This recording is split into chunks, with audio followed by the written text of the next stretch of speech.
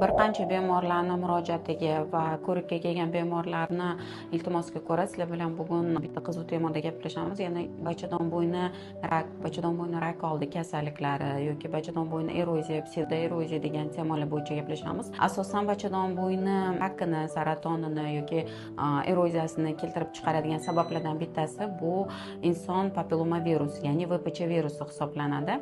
Bu virus bachadon bo'ynida keltirib chiqaradigan turlari bu 16 va 18 hisoblanadi. Ya'ni bu hozir Amerika yoki boshqa sog'liqni saqlash tashkilotlarining oxirgi ma'lumotlariga ko'ra, ya'ni 2025-2026 yil ma'lumotlariga ko'ra, buni oldini olish juda ham muhim. Ya'ni o'sha yuqorida aytib o'tilgan ma'lumotlarga asoslangan holda Jahon sog'liqni saqlash tashkilotlari, Amerika sog'liqni saqlash tashkilotlari oxirgi ma'lumotlarida, ya'ni VPC virusini vaksinatsiya qilish ilgari surilgan. Bizni xalqimiz ko'pincha qo'rqadi, ya'ni vaksinatsiyadan qo'rqishadi, lekin asosan shu bachadon bo'yni rak oldi kasalliklari, eroziya, psevdoeroziyalarni oldini olish maqsadida bu virusga qarshi vaksina ishlab chiqarilgan.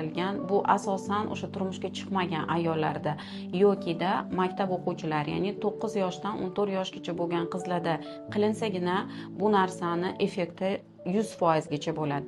Agarda o'sha turmushga chiqqan bo'lsa, lekin qanaqadir bezovtalik bo'lib murojaat qilib kelganda bu virusga tekshiriladi, ya'ni VPC ga tekshiriladi. Agar VPC aniqlanmasa, vaksina olish tavsiya qilinadi. Bu hozir bosqichma-bosqich ketayotgan narsa hisoblanadi, ya'ni buni bizani xalqimizda sekin-sekin profilaktikasini olib borilyapti. Bu narsani tekshirganda agarda bizda tekshiruvda C1 yoki yengil displaziya aniqlanadigan bo'lsa, bu holda davolash o'zi kifoya qiladi.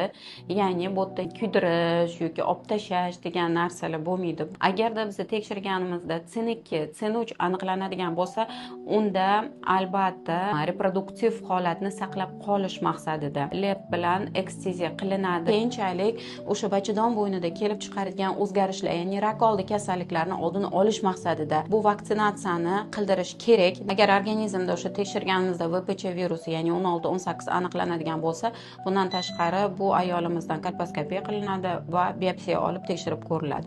Hozir VPC bilan PAPni solishtiradigan bo'lsak, siz albatta birinchi navbatda o'sha bosqichma-bosqich VPC ga tekshiriladi.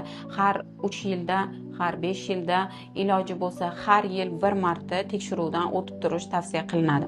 Agar sizda va yaqinlaringizda shunday yuqorida aytib o'tilgan muammolar bezovta qiladigan bo'lsa, albatta bizga murojaat qiling. Tekshiruv xulosasiga ko'ra davo muolajalarini olishingiz tavsiya qilinadi.